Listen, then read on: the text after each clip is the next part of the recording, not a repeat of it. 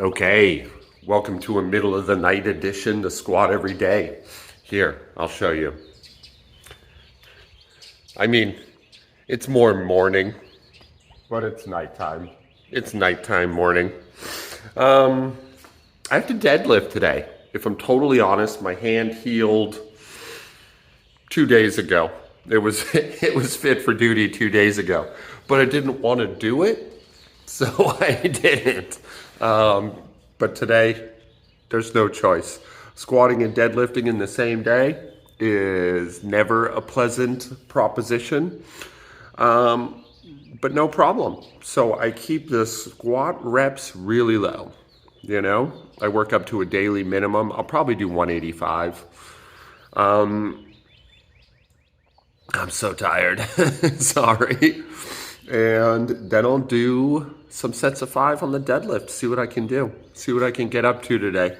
Hopefully I didn't lose too much from my little hiatus and my assorted tweaks, minor injuries. I don't think I did. I think I'm fine. Anyway, we're gonna see, right? Who cares? Who cares either way? Stay tuned. It's gonna be something else. I spent the better part of my day yesterday with my youngest daughter, Jai the Beast, I call her, Jai. She's 9. And we talked about fear. It was one of the greatest conversations I've ever had in my life. First things first. If you're a young person and you don't have children, but you're thinking about it and you're kind of on the fence, you don't know which way you're going to go, my vote is do it. Have kids. It's going to change you. And it's going to reveal things about you that you didn't even know were hiding in there. And I'm not suggesting you recklessly start a family. Although I did. But I'm saying if it could go either way, my vote, whatever you might value that is do it. It's great. It's the best job I've ever had by far. Anyway, back to fear, right? So Jai's 9 and I got her a bike for Christmas. This is her second bike. And she can't ride a bike. She's afraid, you know? And in proper dad fashion, I think this is something we should address and look at and work through. She wants to ride a bike, but she's scared. And off and on over the last couple years, we've been practicing this, and it's been very frustrating for me, I won't lie, and way more frustrating for her. A source of real contention and anger between us. Because I don't understand what the holdup is, or I didn't until yesterday. Those were just my warm-ups. I worked up to a heavy single on the pins, on the squat, but I'm going to ignore that, right? So we're down in the garage, and we did a lap on the bike, and she was more calm than usual, although still pretty anxious. And we sat down and listened to music in the garage and talked about fear. And I asked her what she was afraid of, you know, and I had my theories. She was afraid of getting hurt, falling and getting hurt. That's something that happened in the past. And I suspected that was the issue, you know. She's also the younger child by 10 years, you know. And I think she's afraid of not doing well and not being able to do it, not being able to execute, and her brother giving her a hard time about it. This is a groundless fear, but Tyler, my son, is so far ahead of Jai in so many areas that she's got an anxiety about this. Both those seemed like good candidates, or a combination of the two, you know? Well, I was totally wrong. And it took some digging. We really sat down and worked through it. I tried to get her to identify the feelings and flesh out what they're like, what the experience of them physically is like, but also what the experience of them emotionally and cognitively are like, you know? Meaning like fear isn't just fear as an emotion. There's not just one flavor of fear, you know? And like, what does our rational brain do when we experience fear? Do we know that it's, you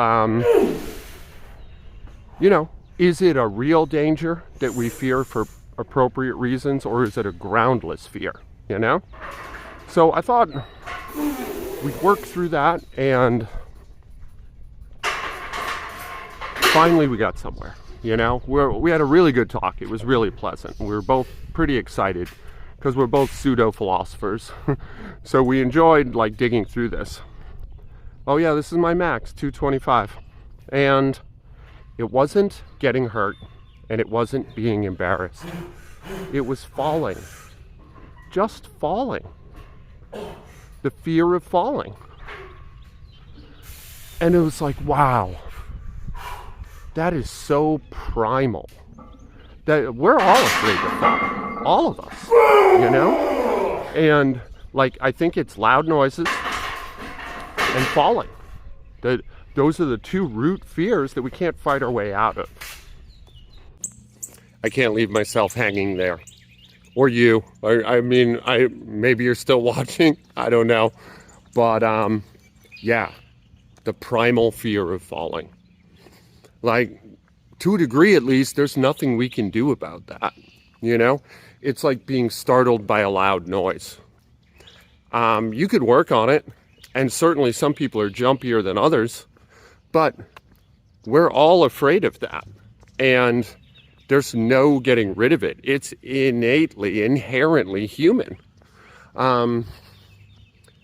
If a loud noise doesn't startle you, you probably have a cognitive disorder, like, or a hearing disorder, right? And falling, we're all rightly, primally, animalistically afraid of falling. Because when you fall, at the end of the fall, you're badly injured or you die. There are very real, like, evolutionarily, biologically speaking reasons why we would have that knee-jerk fear. And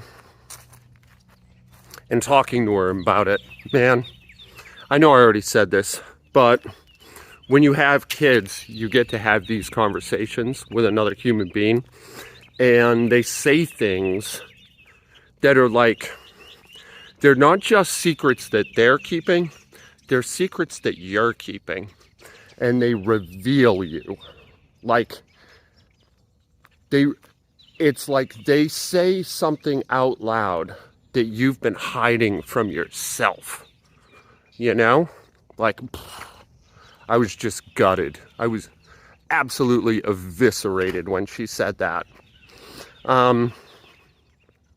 So we talked it through. What's the solution? You identify a problem, all fine and good, right? But if you don't have a solution, then you didn't do anything, actually. You know? You just, like, you took your dread, you took your nameless dread, and you gave it a name. Good for you. So what? Right? So I tried to talk to her about all the situations in her life where she has the potential of falling. And like, hey, every time you go down the stairs, you risk falling. Every time you get out of the bathtub, you risk falling. All of these things, there's innumerable situations where you're in danger of falling. And you're not afraid of those situations. So what is it about the bike? Well, some of it's fairly obvious, right?